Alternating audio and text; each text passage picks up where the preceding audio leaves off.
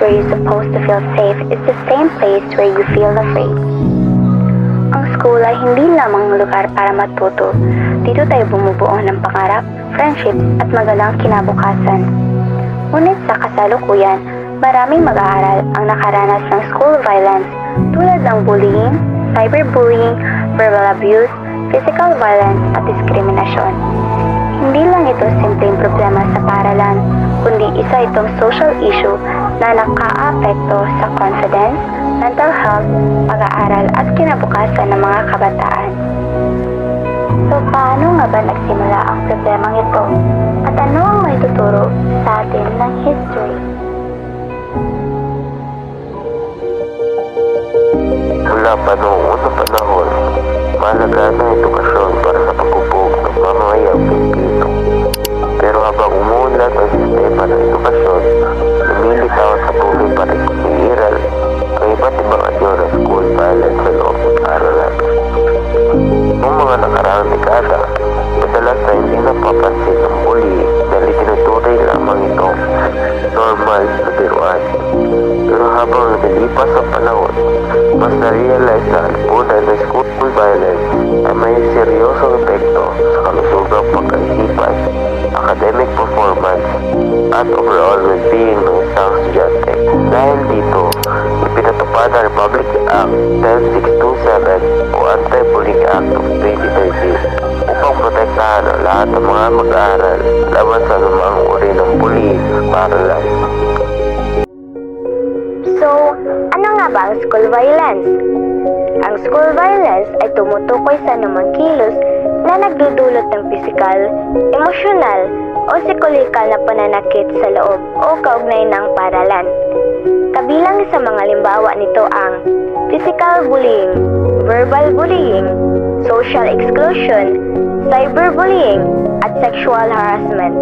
Hindi lamang ang biktima ang naaapektuhan, kundi pati ang mga classmates, teachers, parents, at buong school community.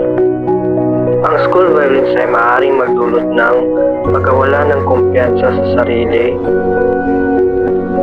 takot pumasok sa paaralan, pababang marka,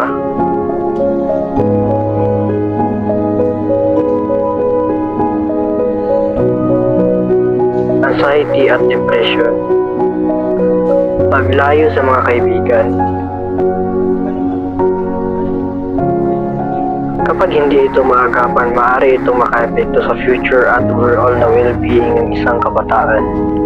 Maaari rin itong maapektuhan sa emotional development at self-esteem ng isang estudyante.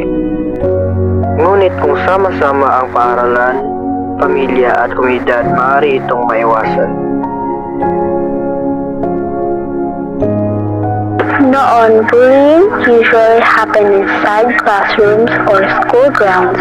Ngayon, dahil sa teknolohiya, lumawak ito hanggang sa social media sa pamamagitan ng cyberbullying. As a student, may malaking role tayo sa paggawa ng safe school environment. Una, let's always choose kindness and respect. Malawa, huwag maging bystander. If you witness bullying, speak up and report it to a trusted teacher or guidance counselor. Pangatlo, use social media responsibly at huwag mag-share ng content na nakakasakit ng iba. Pangapat, suportahan ang mga anti-bullying program ng ating paaralan.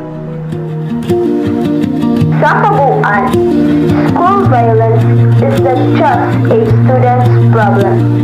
Responsibilidad ito ng buong school community, students, teachers, parents, at society.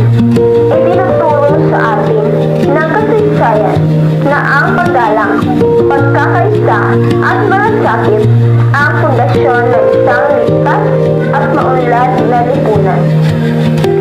Bilang mga kabataang Pilipino, tayo ang may kakayahang gumawa ng positive change.